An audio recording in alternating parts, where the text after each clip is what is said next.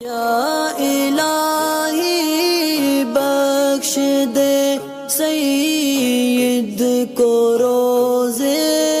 حشر تو۔ السلام علیکم حضرت،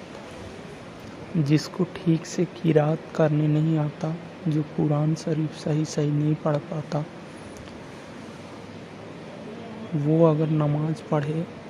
تو اس کی نماز ہو جائے گی؟ تجوید و قرأت کے ساتھ قرآن پاک پڑھنے کا جو معاملہ ہے، اس کے اندر بعض اصول جو ہے وہ مستحبات کے درجے کے ہیں۔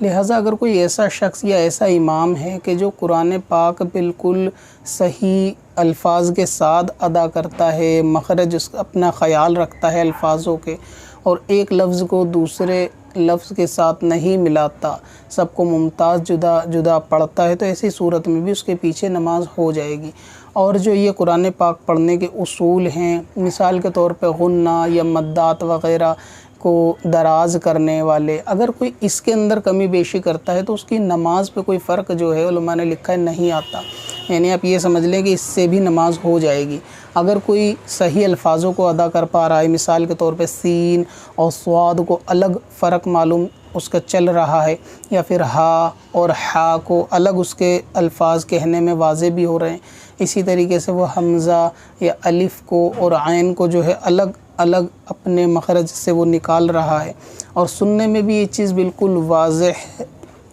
کہ بھئی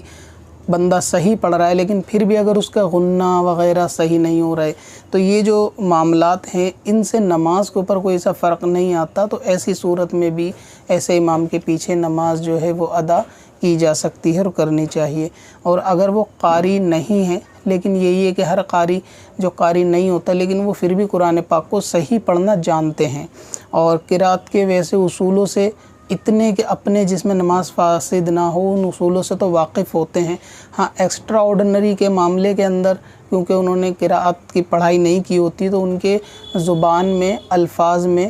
قرآن پڑھتے وقت وہ حسن پیدا نہیں ہو پاتا کہ جو قاری اپنی زبان سے ادا کرتا ہے، ان تقاضوں کو غیر قاری ادا نہیں کر پاتا، لیکن پھر بھی اس کے پیچھے نماز جو ہے وہ درست ہوگی۔ اور نماز نہ ہونے کا تعلق اس کے ساتھ ہے کہ جہاں بندہ الفاظوں کو تبدیل کرتے، یعنی قاف اور کاف کے اندر فرق نہ سمجھے، عین الف کے اندر، ہا کے اندر فرق نہ سمجھے، اور ان سب کو ملاتا ہوا ایک رٹے والی سچویشن ہو، اور اسی طرح پڑھتا گزر جائے، اس کو خود نہیں پتہ کہ وہاں پہ وہ لفظ لکھا ہوا کیا ہے اور اس نے ادا کیا، تو ایسی صورت میں نماز کے فاسد ہونے کے زیادہ چانسز ہوتے ہیں۔ تو پھر ایسے کوئی امام نہ بنایا جائے جو قرآن پڑھنا بھی صحیح نہ جانتا ہو۔ جب وہ قرآن پڑھنا صحیح نہیں جانتا، ظاہر ہے کہ قرات سے بھی واقف نہیں ہوگا،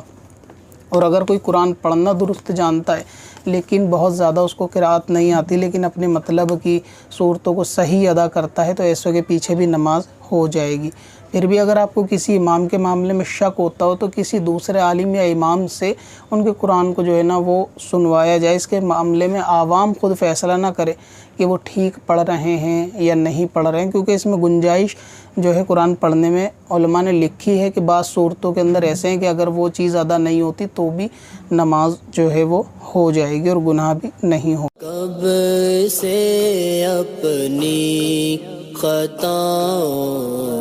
کا شمارا جائے گا،